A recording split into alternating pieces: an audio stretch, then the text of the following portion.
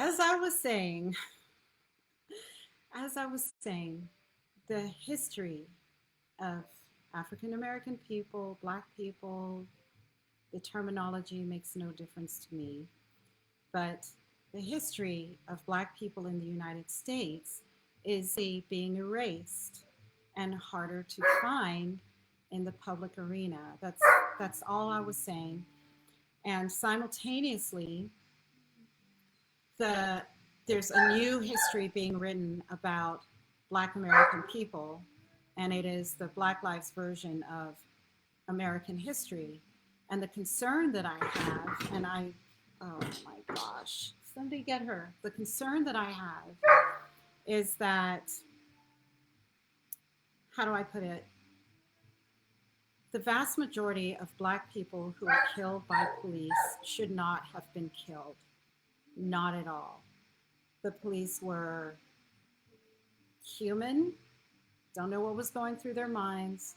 They were crazy circumstances. I'm not making excuses for the police whatsoever. But the point that I'm making is that our new cultural heroes are people who were either very involved in crime, or they were just ordinary people, or there was a little bit of involvement in crime, or, or they resisted arrest. But our new cultural heroes are not the people who really sacrificed their lives and used their minds, and they were persistent and they built something. That's the difference that I'm saying. So the the narrative of Black America is changing, and this is how I see it impacting us. Um, Number one, we we have this new narrative that we're victims, that there's a racist around every corner, every policeman wants to kill us, there's this epidemic of killing of Black people. But if we go and we look at the statistics, we find out that's not true. I don't want to go into depth about the statistics.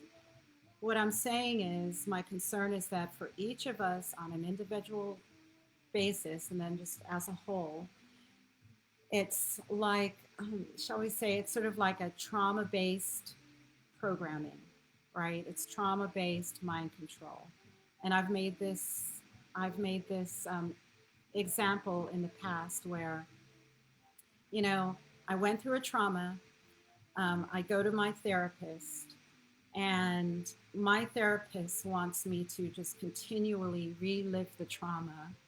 And not only does she say, not only does she not only does she not give me the tools and the strategies and the methods to heal mind, body, and soul, but she is also, not only is she having me bodily relive the traumas, but she is telling me, you know, those people out there, they're out to get you. They hate you. They want you dead. They hate you. They're out to get you. At any chance, they'll do it to you again. Do you get my drift? Now, we have Black Lives Matter, and there are billions of dollars being pumped into Black Lives Matter, and they have partnerships. They have partnerships with these big tech companies, social media companies, and also with these, multinational corporations, and with, these sports conglomerates and everything. And this message, the messaging is that victim, victim, victim, victim. You're a victim. Black people, you're a victim. Always have been, always will be, but we'll put you on a pedestal and we'll take care of you, right? It induces us feelings of isolation, paranoia, sadness, grief, like constant, constant grief. We're on the edge all the time.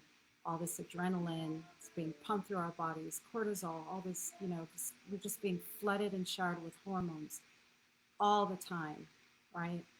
And what does that do? Our psychologically and physiologically, our health degrades. And then also, um, we kind of like cognitively shut down. It's almost impossible to take in new information when we're in the exact opposite of a creative space or a loving space or a forgiving space. Do you see what I mean? So it's sort of like take a truth and amplify it. and use marketing and big money and media to just amplify a truth, right? And I don't see how this is good for us. So going back to that other video when I was talking about narratives that we're living through and into, and we've been given a narrative and we're expected to accept it wholeheartedly. Now, not all of us accept that narrative, especially when we look at the effects that that narrative has on us.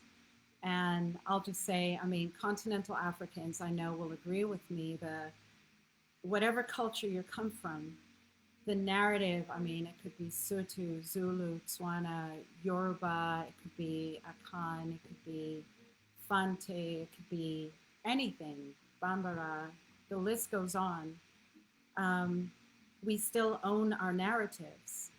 But the concern that I have is because the internet has really connected the world in ways that were unimaginable before.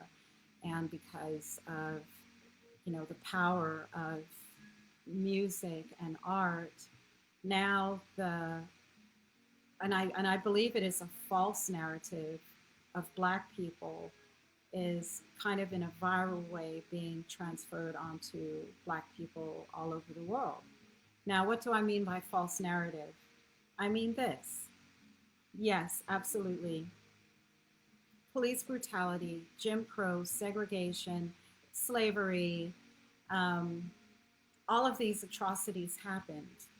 Um, but it's the frame that we see the atrocities through or in that either empowers us or disempowers us. And my concern is that with all of this big money that doesn't come from us and from our community, pushing these messages on us, the younger generations have absolutely no idea of the accomplishments, of the glory, of the just the amazing feats and successes, because that information is being, and I'm not, maybe some of it is being taken off the internet, but if we understand how algorithms go and what do you call it, like I can't think of the word right now, but